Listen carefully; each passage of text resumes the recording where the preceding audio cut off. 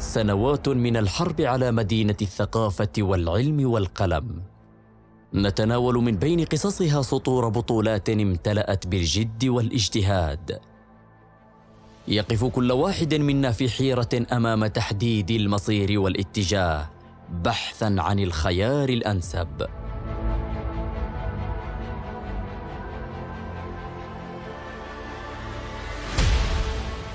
ومن صرحنا التعليمي الشامخ نسرد لكم تفاصيل 4 أعوام بذلنا خلالها جهداً منشود.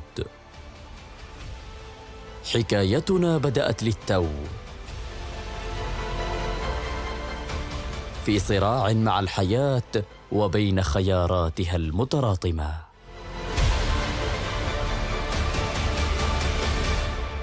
تواجهنا أقسى العقبات وتجعلنا ما بين اليأس والأمل.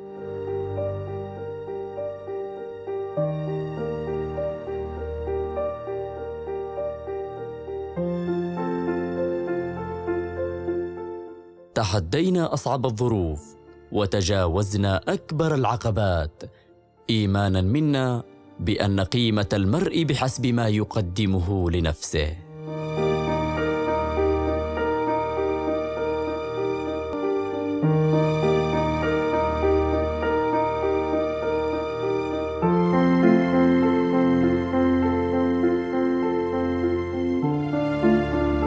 عملنا بجد لنصنع واقعاً أجمل، ونفتح نافذة أمل ترون بها العالم من خلالنا.